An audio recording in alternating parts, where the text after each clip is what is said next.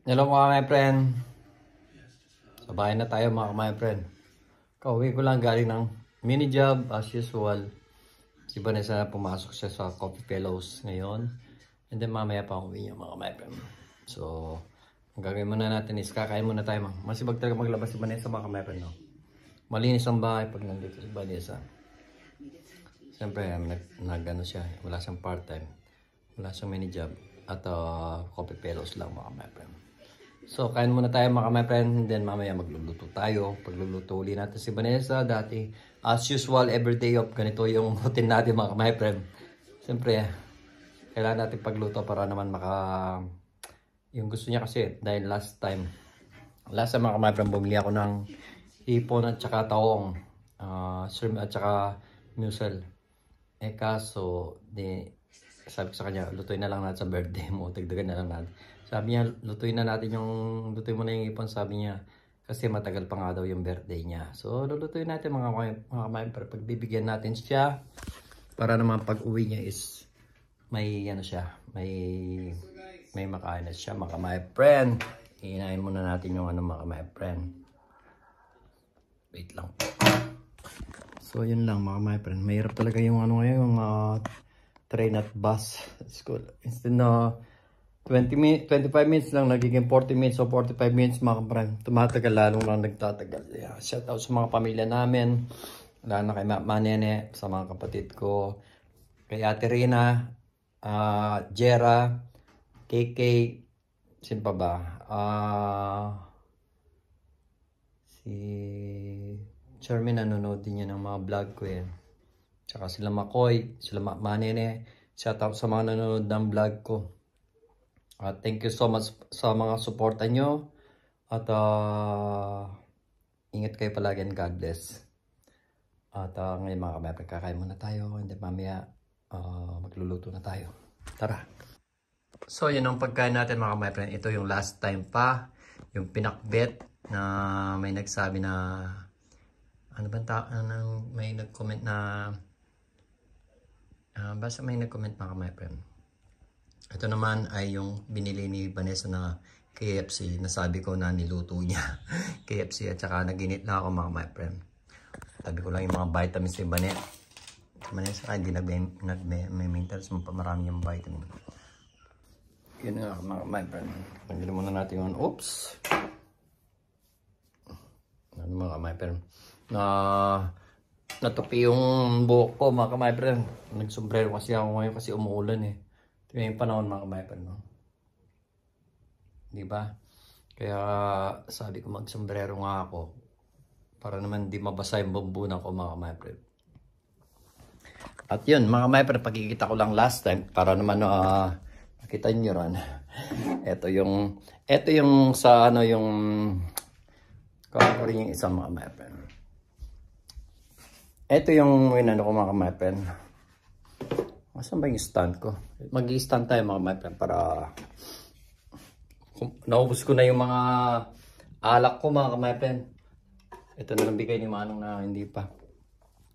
Naubos ko na yung mga alak ko. Pero ito yung bigay ng Starbucks ito.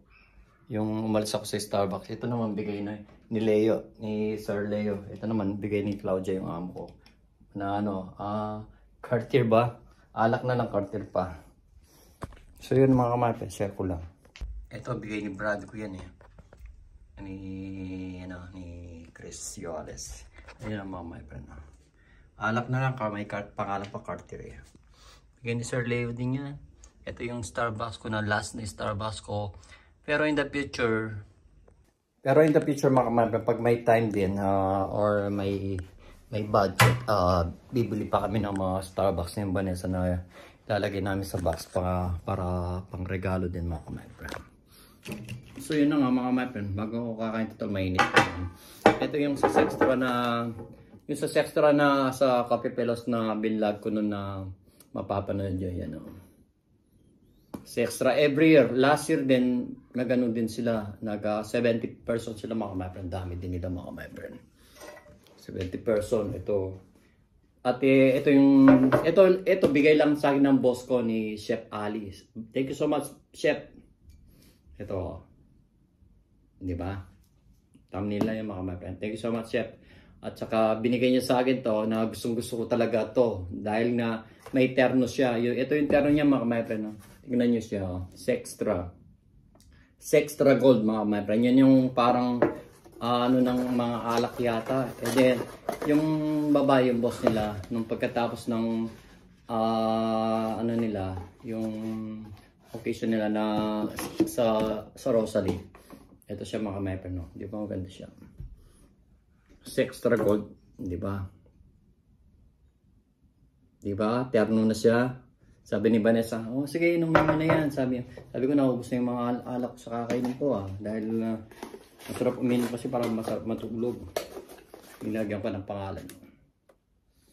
Sabi ni Vanessa, inumin mo na. Ano ako, Ilo? Hindi ko inumin to mga sabi sa kanya. Kasi terno niya ito, baka sa Pilipinas iuwi ko to para may display ako, di ba? O remembrance sa extra. Yun lang mga my friend. Share ko lang. Ayan. Kakain na tayo mga my friend. Diba? Nagugas na ako ng kamay kanina pa mga my friend. Dahil magkakamay ako. Dahil mamaya pa dating sa Vanessa. Kakain muna ako. Tsaka mamaya pa ako magluluto.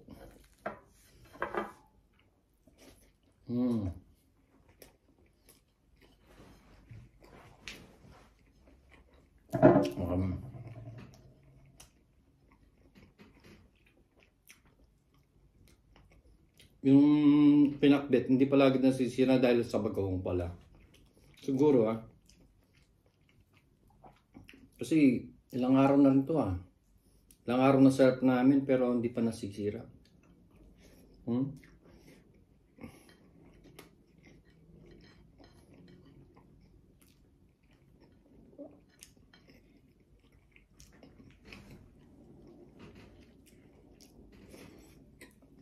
Sarap ng pinakbit ko mga kamatang.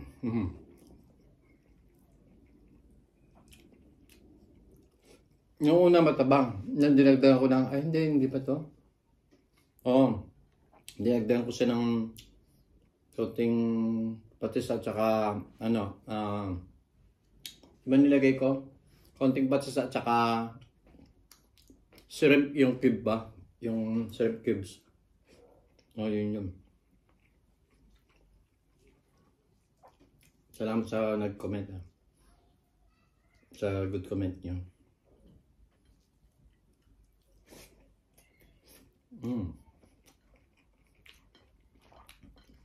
Ngayon ko na sana pinakbit siya.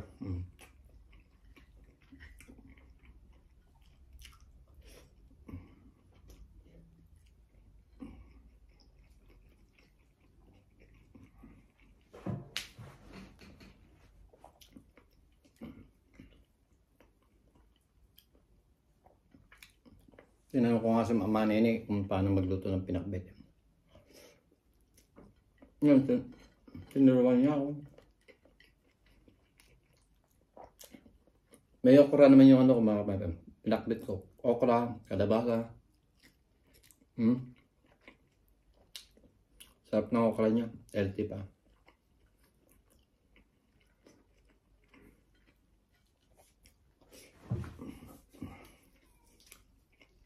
Di ba yung pag may kasama ko kumakain sa bani? Pag ako lang mag-isang kumakain mga kabayan, parang malungkot.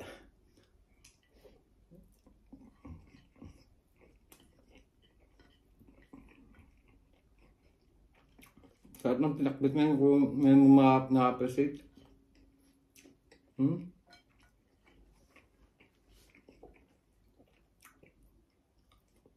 Sarap niya.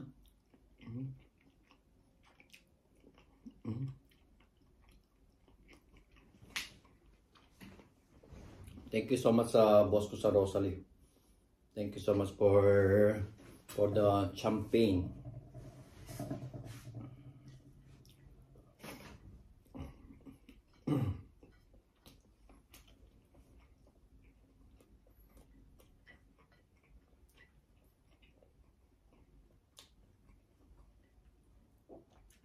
Umulan dito ang pangit ng weather.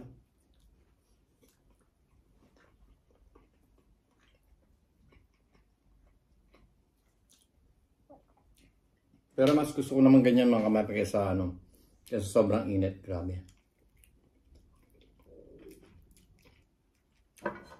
Ay, busog ko. Grabe.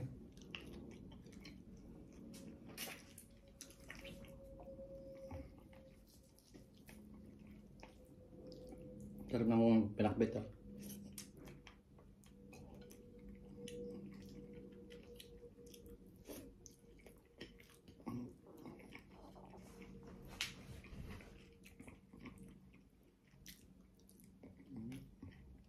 Sarap din yung kalabasa niya.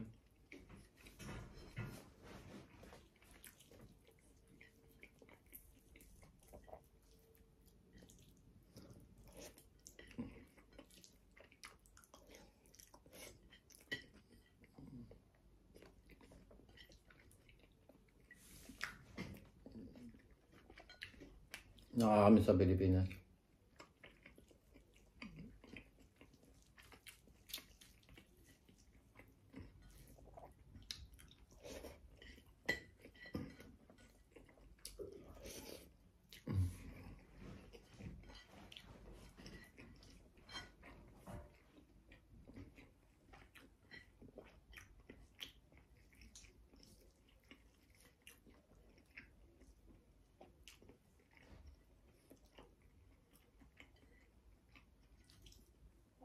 Sarap mga kamay pen.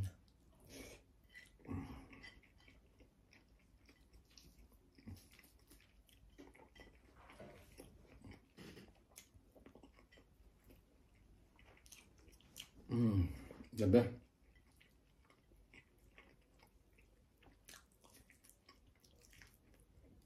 Mas masarap yung KFC sa Pilipinas.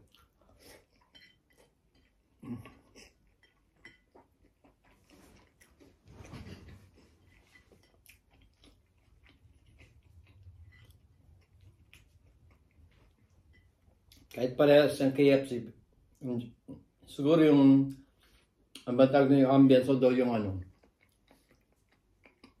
siguro sa lugar din.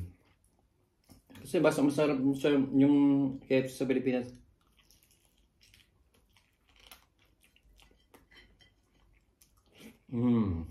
Pag nabusog ako.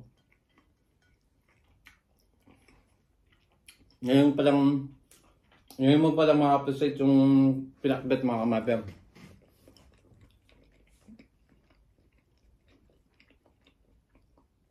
Pag lalong tumatagal siya, lalong nanonood yung lasa ng bagoong sa gulay mga kamaper. Sensya na po, first time ko lang po magluto ng pinakbet. Kung hindi nyo po yung iba, hindi nila nagawa siya pagluto ko ng pinakbet ako yung style. Sensya na po. First time kong magluto ng pinakbet.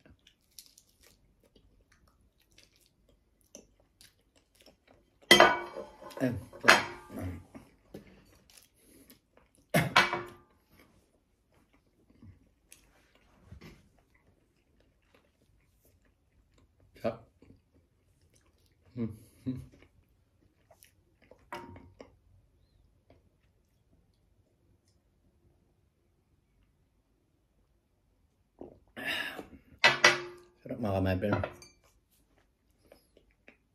Binabawa lang kasi ako naman sa mag-cola. Pero usually gusto ko mag-cola, pwede ako mag-cola.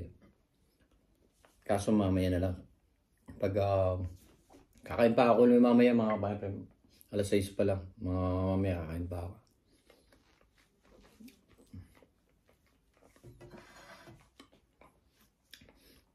Yung mata ko nagluluwa. Tears of joy palagi.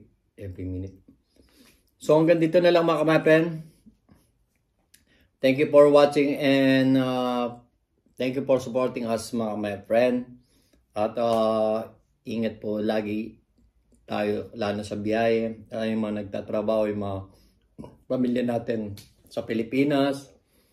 At yung mga OFW din po na nagkikipagsapal lang sa ibang bansa. Ingat din po kayo mga kamay friend. At these days lang po in the future makukuha nyo rin yung pangarap nyo. And God will po. Keep safe always po and God bless mga kamay friend. Bye bye. Hasta la vista mga kamay friend. Bye bye.